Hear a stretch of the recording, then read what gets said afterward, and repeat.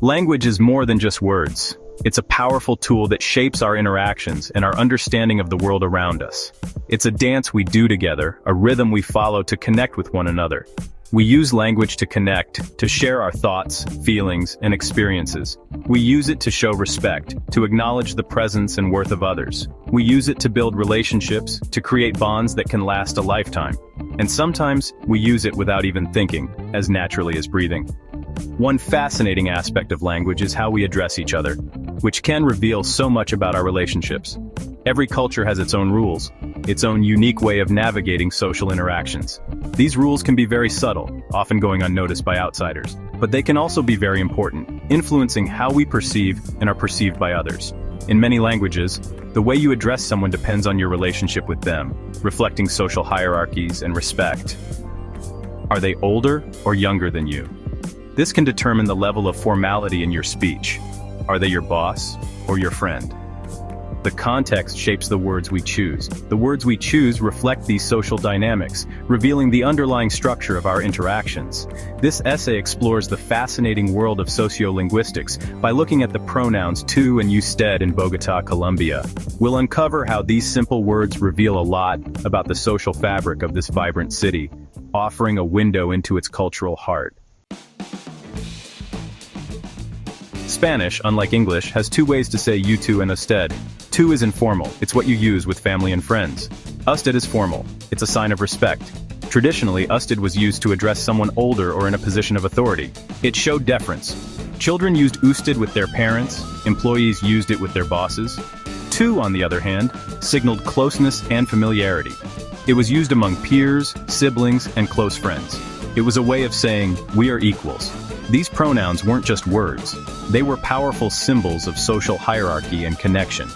They reflected the values of a culture that emphasized respect for elders and those in authority. Bogotá, Colombia's bustling capital, is a fascinating case study in sociolinguistics. The city is a vibrant mix of old and new, where the past and present coexist in a dynamic dance. Like many Latin American cities, it's a place where tradition and modernity collide. This unique blend is reflected in the language spoken by its inhabitants. This clash is evident in the way people use tú and usted, two forms of address that signify different levels of formality. In Bogotá, you'll still hear usted being used in formal settings. It's a mark of respect and politeness. People use it in shops with customers they don't know, maintaining a courteous distance. Colleagues might use it at work, especially with superiors, to show deference and professionalism. It's a way of maintaining a professional distance and ensuring clear boundaries. However, Bogotá is also a city of young people, full of energy and change. The informal tú is becoming increasingly common among the younger generation. Friends use it regardless of age. Classmates use it. It's a sign of camaraderie and closeness. Even some professors use it with their students, breaking down traditional barriers. This shift towards tú reflects a broader cultural trend towards informality and egalitarianism, mirroring global changes. It's a sign of changing times, where the lines between formal and informal are increasingly blurred. Section 4. Navigating the social maze. So, how do you know when to use tú or usted in Bogotá? It's a delicate dance, a subtle art that requires keen observation and understanding of social cues.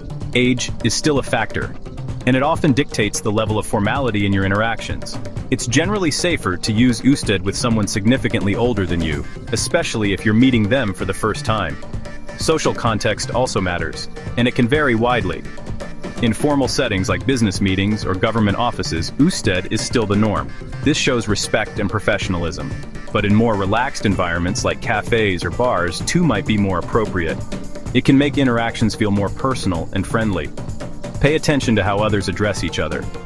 Observing these interactions can provide valuable insights. This can give you valuable clues about the appropriate level of formality to use. If you're unsure, it's always best to err on the side of formality. Using usted can prevent misunderstandings and show respect. Starting with usted and then switching to tú if the other person initiates it is a safe approach. This transition can help build rapport. Ultimately, the choice of tú or usted is a subtle but powerful way of navigating social relationships in Bogotá. It reflects your awareness and adaptability.